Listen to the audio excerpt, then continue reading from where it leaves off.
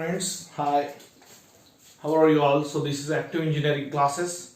Once again welcomes for a fresh session, that is function of complex variable. दोस्तों आज हम पढ़ने जा रहे हैं फंक्शन ऑफ कॉम्प्लेक्स वेरिएबल। आज हम पढ़ेंगे, बिल्कुल टेंशन मत लो, थोड़ा थोड़ा बेसिक भी इन बिटवीन आपको बताया जाएगा। तो बड़े प्यार से very good morning to one and all. So चलिए आज का शो शुरू करते हैं। दोस्तों याद रखता हूं मैं, हाँ देखो टॉपिक का नाम है फंक्शन ऑफ कॉम्प्लेक्स वेरिएबल। अक्सर स्टूडेंट्स को ये टॉपिक समझ में नहीं आता, जैसे वेक्टर कैलकुलस समझ में नहीं आता। नॉर्मली बता रहा हूं मैं, जो पढ़ता है उसको तो बराबर कुछ भी समझ में आएगा, जो नहीं पढ़ता है या कम पढ़ता है उसका इश्यू है, तो वही बता रहा हूं मैं। तो कोई डरने की बात नहीं है दोस्तों। ये फंक्शन हार्मोनिक दिया है। पहली बात तो इसको यू बोल दो, चलो इसका पार्शियल डेरिवेटिव x के साथ ले लो पहले।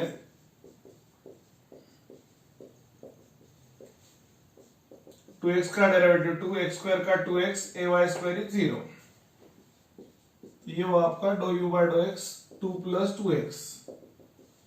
देयरफॉर इसी का डेरिवेटिव लेंगे आप, डेरिवेटिव का डेरिवेटिव यानी डबल डेरिवेटिव।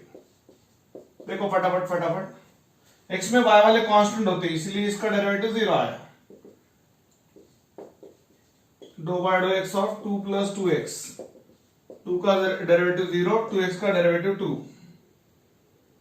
ये इधर ये कंटिन्यू हो रहा, डो square u by dough x square.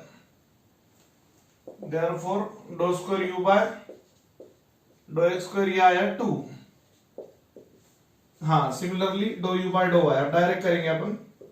अब देखो y के साथ इसी का डेरिवेटिव लेते टाइम 2x का 0 होगा, x स्क्वायर का भी 0 होगा, तो ये होगा a into 2y, y square का derivative 2y। Therefore doe u by dough y is equal to 2ay। Therefore dough square u by dough y square, अब इसी का डेरिवेटिव, इसका डेरिवेटिव आप आगे लोगे तो 2a इंटू 1 हो जाएगा वो, मतलब डो square u by dough y square is equal to ये आया 2a। अब आपको हार्मोनिक का कंडीशन पता होना चाहिए। ये हुआ पार्शियल डेरिवेटिव लेते टाइम ये बात याद रहे, x में y वाले कांस्टेंट और y में x वाले कांस्टेंट। यस, तो प्रोडक्ट में आया तो कांस्टेंट बच जाता है, बट प्लस माइनस में आया तो कांस्टेंट डायरेक्ट 0 होगा, ये बात याद रहे। तो थोड़ा सा मिटाता हूं मैं। कंडीशन फॉर हार्मोनिक, देखो भाई थोड़ा तो बेसिक के साथ बताना पड़ेगा, डायरेक्ट भी। देखो जल्दी आंसर लाना भी जरूरी है, बट समझना भी तो जरूरी है दोस्तों। -1, देखो आंसर याद रखो, -1 1 2 और नन। मिटा रहा हूं ना मैं, इसलिए लिख रहा हूं बाजू में। हाँ डो स्क्वायर यू बाय, ये हुआ 2a, sorry 2 plus 2a is equal to 0। Since equation 1 and 2 अभी हमने पार्शियल डेरिवेटिव फाइंड किया था, doe square u by dough x square और doe square u by dough y square अलग से। तो मेरे प्यारे साथियों, ये वो आपका 2a is equal to i minus 2। Therefore a is equal to -1। तो आप देख सकते हैं ऑप्शन a इज करेक्ट, -1। और ये पार्शियल डेरिवेटिव का थोड़ा सा एक बार देख लो, जिनको नहीं आता है ना वो देख लो अच्छे से। अब समझो मैं x square plus y square का पार्शियल डेरिवेटिव ले रहा हूं। सादा डेरिवेटिव नहीं है, पार्शियल डेरिवेटिव है, तो x में x की चलती, ये बॉडी काट दो, एक्स स्क्वायर का डेरिवेटिव 2x और कांस्टेंट आके लाया 0, ये हुआ 2x। इसी का अगर y के साथ डेरिवेटिव लेना है तो क्या होगा, एक्स स्क्वायर का डेरिवेटिव 0, क्योंकि ये कांस्टेंट होगा, y में ये कांस्टेंट, y में y की चलती, तो y स्क्वायर का 2y, ऐसे होता है। और अगर ऐसे आया तो डो by dough x of 2xy, तो ये 2x मतलब 2y कांस्टेंट है, x बॉडी गार्ड हुआ तो 2y बाहर जाएगा, वहां पे x का डेरिवेटिव आता है, तो 2y इंटू 1 यानी 2y, that's it.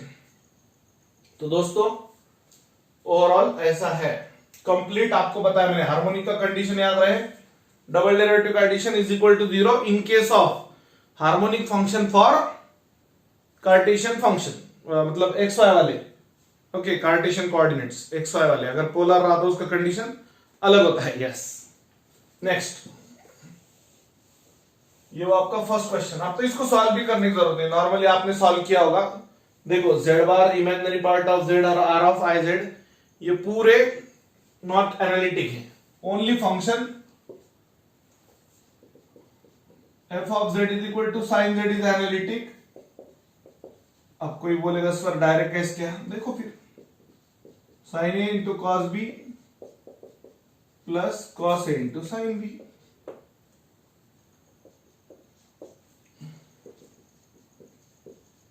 Sign x into cos hyperbolic y plus cos x into हाई साइन।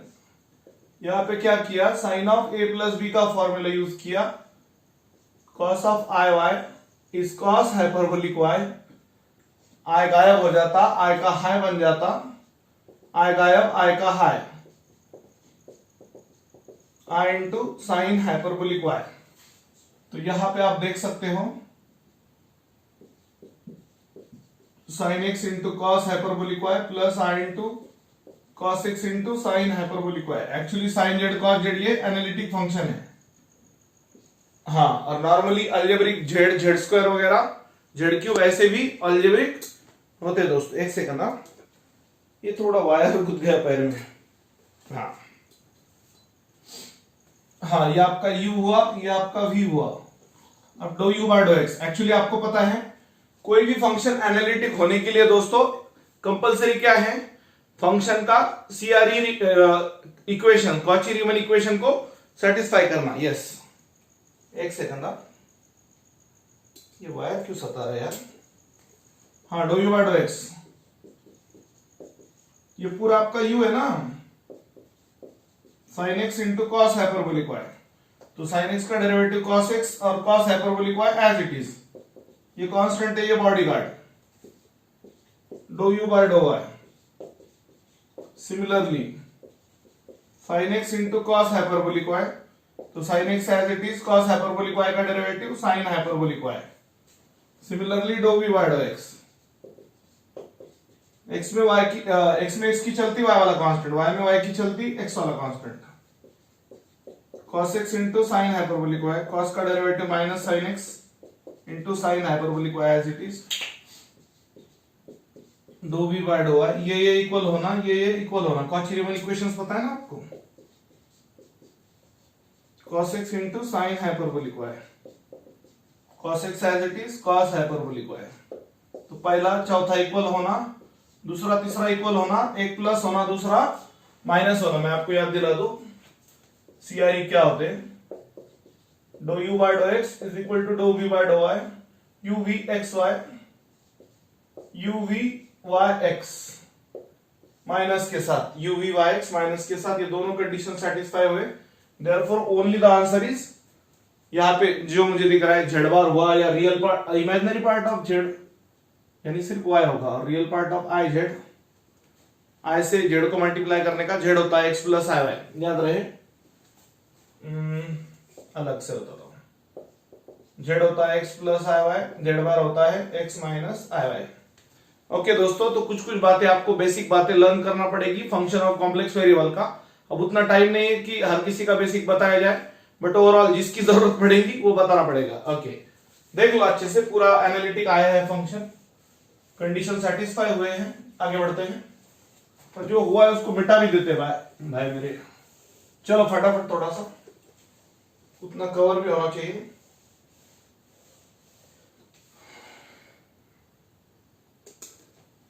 देखिए अभी next, I is equal to contour integral और इंटीग्रेशन ओवर क्लोज पाथ। आप देख सकते हो z is equal to 1 is singularity और पोल,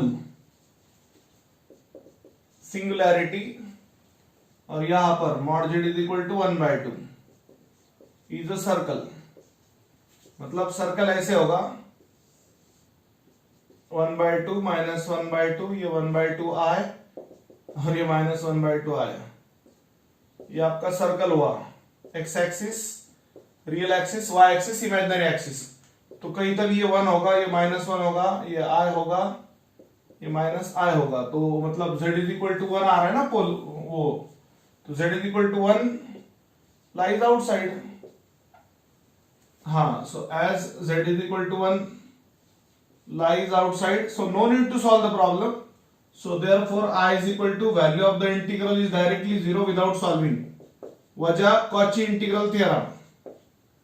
By Cauchy integral theorem, if singularity or singular point, अगर कोई सिंगुलैरिटी या singular point outside the circle है या आउटसाइड द गिवन कर्व है, तो याद रहे उसका वैल्यू बिना सॉल्व करे जीरो आता. मतलब ये जस्ट ऑब्जर्व करने का कि इनसाइड है या आउटसाइड है या ऑन द कर्व है, तो अलग अलग जगह अलग अलग प्रोविजन होता है. तो आप देख सकते हो ऑप्शन ए इज करेक्ट. कौन सा ऑप्शन करेक्ट है? ऑप्शन ए करेक्ट है. उसके बाद में F of z is analytic, वही वो एफ डैश ऑफ जेड मिलने थॉमसन मेथड का पूछा है. देखो नेक्स्ट, आई मीन फ्रेम में आ रहा है ना नीचे तक? यस, नहीं आ रहा है तो मैं बता दूंगा आपको. एफ ऑफ जेड दिया है u plus i v, f dash of z पूछा है क्या है, तो आपको पता है एफ डैश ऑफ जेड का condition. F dash of z क्या होता है आपको पता है ना, do u by dough x plus i into do v by dough x. अब सवाल ये पैदा होता है कि रिप्लेस किसको किया है. Do v by dough x can be substituted as do u by dough x plus, हाँ डायरेक्ट दिया है ना उन्होंने, do u by dough x plus i into do v by dough x. Option दिया है उन्होंने, डायरेक्ट दिया है. ये तो आपको लर्न होना चाहिए.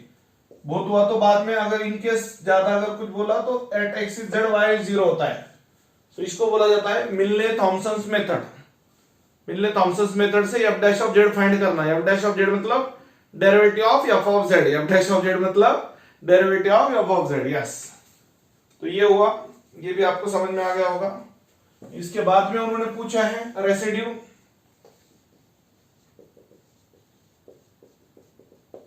Residue of f of z is equal to cos z upon z पूछा है, क्या होगा. तो पहली बात तो मैं क्लियर कर दूं, equal denominator to zero is a pole, is a simple pole. Simple pole का फिर फॉर्मूला पता है आपको रेसिड्यू का क्या होता है.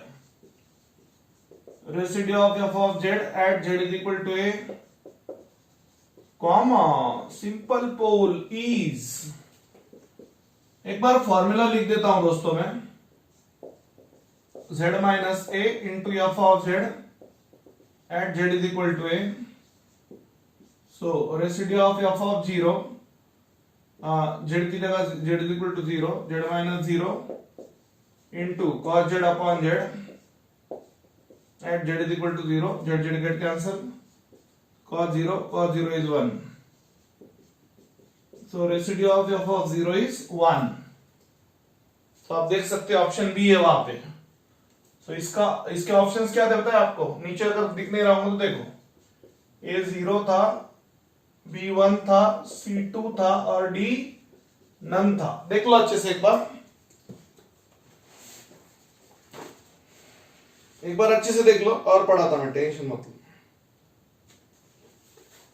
और एक आध क्वेश्चन लेंगे अपन, डोंट वरी अबाउट दैट. हाँ,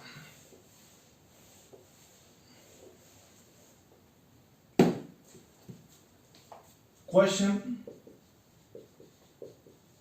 the value of integral 3z plus 5 upon z into 2z plus 1 dz where C is mod z is equal to 1 is.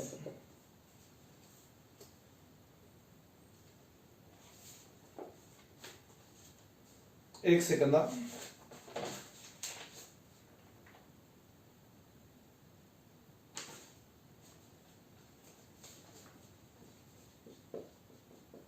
2 pi I 3 pi I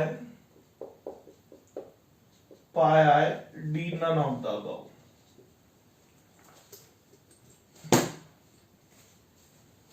अब यहां पे जो है तो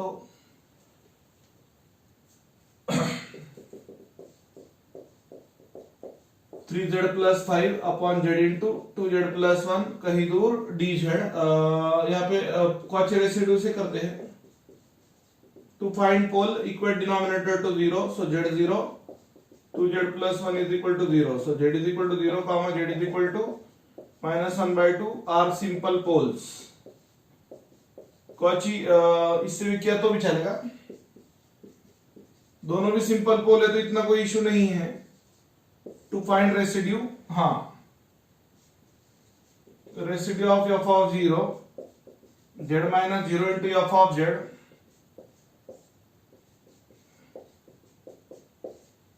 eight z is equal to zero, z z gets cancel, 3 into zero zero हो जाएगा, ये 2 into 5/1 यानी 5, तो ये हो रहा है residue of f of zero, ये आया 5।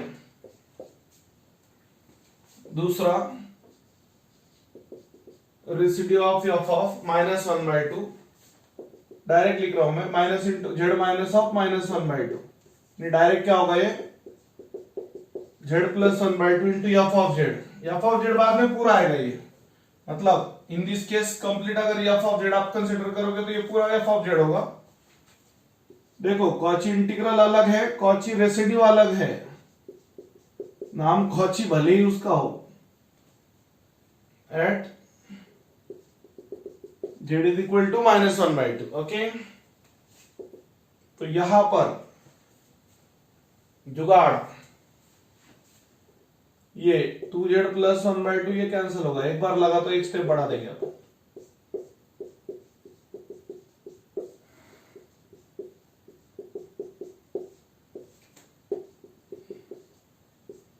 गेट्स कैंसिल, जो बचा उसमें -1/2 पुट कर दो, इसमें 1/2 as it is, 3 into -1/2 plus 2 upon -1/2, okay. So 1/2 -3 plus 4/2 whole upon -1/2। थोड़ा सा लेंदी हो रहा है बॉस। यस, क्या करेंगे आप, थोड़ा सा आप शॉर्टकट यूज करो, कोई प्रॉब्लम नहीं। 2 गया, 1/2, 4 -3, देखो यहाँ पे 4 -3 यानी 1, 1/-1 यानी -1, so ये हुआ -1/2। तो उसके बाद में आपको पता है by Cauchy residue theorem, summation of residues 2 pi i into summation of residues, so ये हुआ 2 pi i into summation of residue, पहला रेसिड्यू 5, दूसरा -1/2, तो ये हुआ 2 पाई आई, 5 दूनी 10 -1/2, तो ये हुआ 2 pi i into 9/2, 2 gets cancel, 9 पाई आ रहा है, 9 पाई तो कहीं भी नहीं है, मतलब इसके प्रॉब्लम में कुछ प्रॉब्लम हुआ है। 3 पाई बता रहे समथिंग, दोनों भी इनसाइड है ना दोस्तों, तो कहीं ना कहीं कुछ ना कुछ गड़बड़ होगा इसमें। 3 पाई की जगह 9 पाई कर देंगे, एक बार चेक कर लेते, कोई बात नहीं। अभी कभी कभार क्या होता है दोस्तों, ये जो बुक होते हैं इसमें बहुत बार प्रिंट मिस्टेक होता है यार, आपसे ज्यादा हमको परेशानी होती। आदमी करेक्ट सॉल्व करने के बाद भी अपनी काबिलियत पे शक करने लगता। ओके, एक बार देख लेते हैं फिर से एक बार, गड़बड़ में कहीं चूक भूल तो नहीं हुई। Z0 2z 1 -1 हुआ, z is equal to -1/2, simple pole बरोबर है।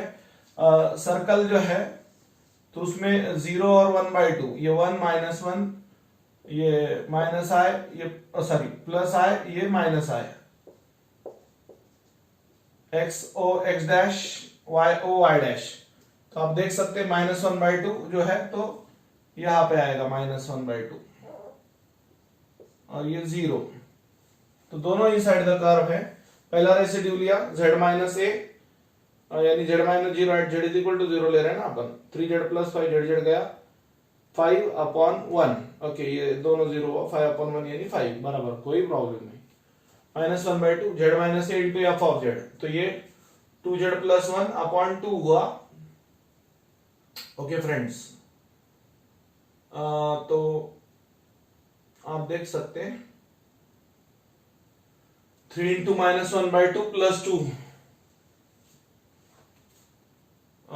बराबर अपॉन जेड यानी -1/2, तो 1/2 एज इट इज, -3 प्लस 4/2 -1/2, 2 गया, 4 -3 यानी 1, 1/(-1 -1/2 बरोबर है सब, कोई प्रॉब्लम नहीं। 2 pi into summation of residue, 5 to 10 -1/2 9/2 9 पाया है। सो आप देख सकते हैं by Cauchy, okay, by Cauchy residue theorem, pole और रेसिड्यू की बात करके हमने करेक्ट आंसर लाया है। कोई प्रॉब्लम नहीं, करेक्ट आंसर है। यस, हर एक स्टेप बरोबर है। आज के लिए आई थिंक इतना काफी है। देखो दोस्तों, चलो, क्योंकि अक्सर बुक में क्या होता है दोस्तों, आपको एक बात मैं बता दूं, बहुत बार उसमें इश्यूज होते हैं। करेक्ट आंसर रहा तो मतलब करेक्ट प्रॉब्लम रहा तो करेक्ट सॉल्यूशन मिलेगा, बट कभी कभार ऐसे होता है कि जो ऑप्शन दिए हुए होते हैं, या फिर हाँ, नन नन नन ऑप्शन हो सकता है ना उसका। 9 पाया है, कोई बात नहीं, सॉरी मेरे समझ में नहीं है बात। हाँ, तो ये 3 पाया था, none is the answer. So option D is correct. मैंने नन की तरफ देखा ही नहीं।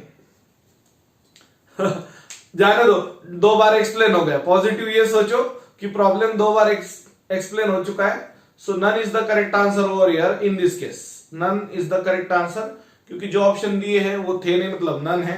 तो कहीं ना कहीं बुक में बहुत बार प्रिंट मिस्टेक्स होते हैं, 2 की जगह जेड, एक्स स्क्वायर की जगह वाई स्क्वायर या समथिंग, ऐसे कुछ तो माइनर मिस्टेक होता है। ओके, तो उतना थोड़ा बहुत तो आपको एडजस्ट करना पड़ेगा। वो मेरी गलती नहीं होती है बॉस, मैं तो मेथड में मैं आपको क्या गलत बता रहा हूं वो बताओ ना आप मुझे। चलेगा, इसका कुछ बेसिक पार्ट थोड़ा बहुत मैं साथ में कवर कर रहा हूं, थोड़ा बहुत आपको भी पढ़ाई करना पड़ेगी। चलेगा, थैंक यू। लेक्चर बहुत बड़ा हो जा रहा है, इसीलिए बाय, टेक केयर।